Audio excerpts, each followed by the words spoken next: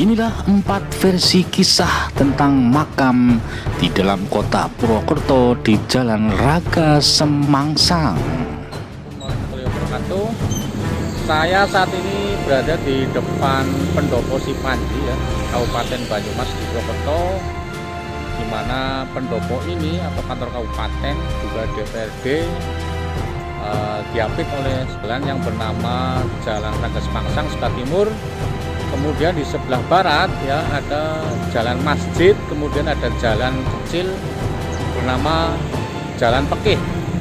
Nah, ada apa antara Raga Semangsang dengan Pekih? Ini sangat menarik ya, karena di sebelah timur pendopo ini ada makam, namanya makam Raga Semangsang yang beragam versi ya. Siapakah Raga Semangsang itu? Nah, saya hanya akan menarasikan versi-versi yang ada tanpa memihak pada satu versi dan tidak dalam posisi untuk memberikan pendapat siapakah versi yang benar atau apakah versi yang benar. Biarlah itu menjadi wacana sejarah. Inilah suasana alun-alun Purwokerto yang sedang diliputi mendung, dan alun-alun ini berada di depan kantor dinas Bupati Banyumas di kota Purwokerto. Yang unik dari kota Purwokerto ini adalah di sebelah timur kantor dinas Bupati ada sebuah makam yang ada di tengah jalan. Ini saya masih di jalan kabupaten menuju ke timur. Nah, ini saya semakin dekat dengan bangunan makam ya teman-teman yang ada di tengah jalan. Tapi konon kabarnya dulunya sih tidak di kanan jalan, ini berada di tengah jalan karena ada pelebaran jalan. Nah, inilah makam Raga Semangsang. Raga itunya badan, Semangsang itu tersangkut ya, jadi badan yang tersangkut. Nanti kita jelaskan versi yang ada ya. Makam Raga Semangsang ini dari sisi utara teman-teman. Saya ambil gambar dari posisi utara ya, makam Raga Semangsang. Nah, pohon yang dulu kemangsangnya Raga itu di mana ya, tentu saja sudah susah dideteksi ya teman-teman. Ini ke utara adalah jalan Raga Semangsang yang menuju ke jalan Gatot Subroto, jalan kabupaten yang ada sebelah barat makam Raga Semangsang. Ini kalau saya lihat dari sisi selatan ya, inilah makam Raga Semangsang yang bangunannya kokoh ya, 2x1,5 sepertinya ya teman-teman ya.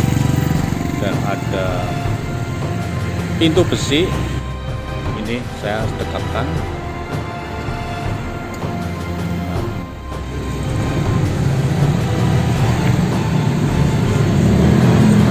Ada yang baru saja menaburkan bunga-bunga ya teman-teman. Nah, ini dalamnya seperti ini.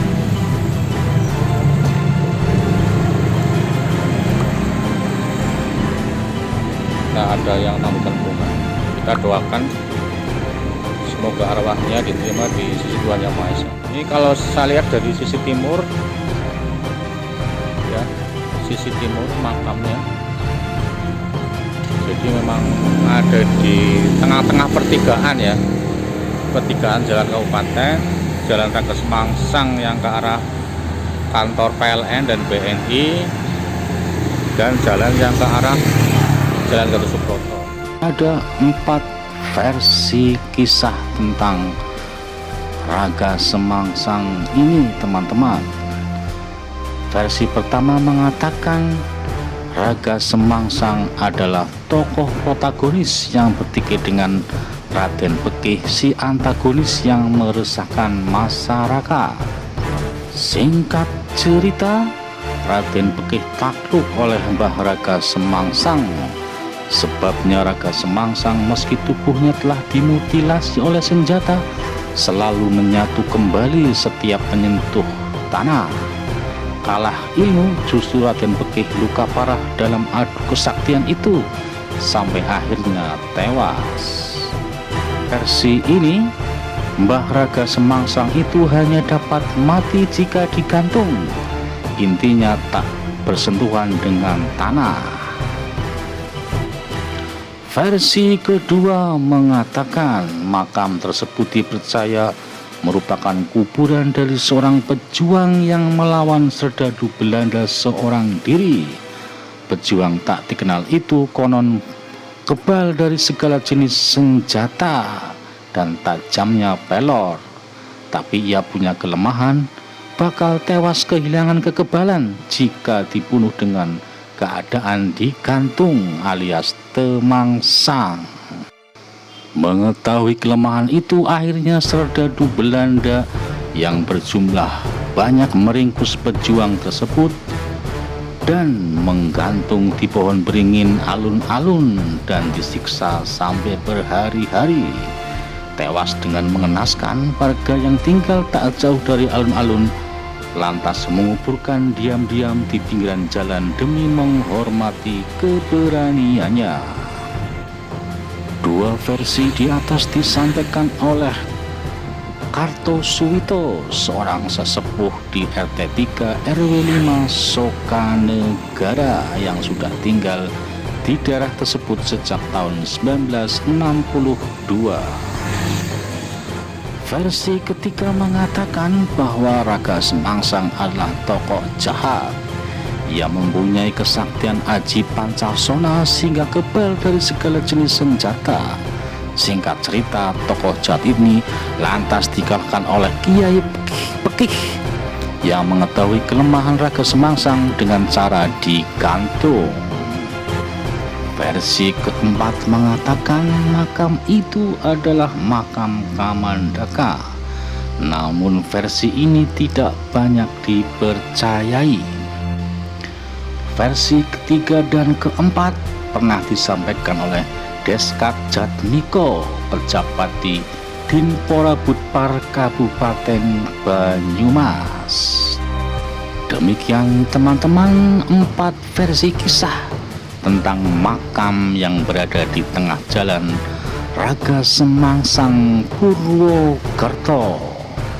Dan makam tersebut seperti tidak pernah tersentuh, sehingga sampai sekarang tidak dipindahkan kemanapun dan dibiarkan berada di tengah jalan.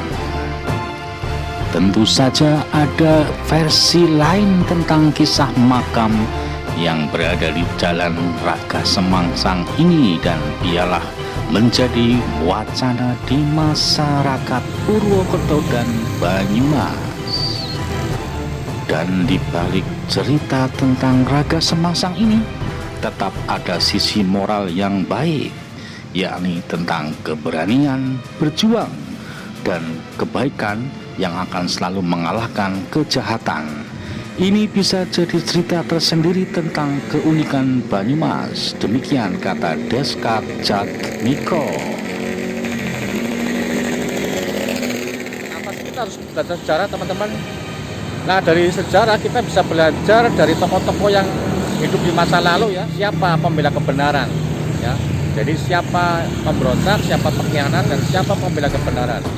Itulah fungsinya kita belajar sejarah. Luar biasa, komen, like, and subscribe. Punya bangku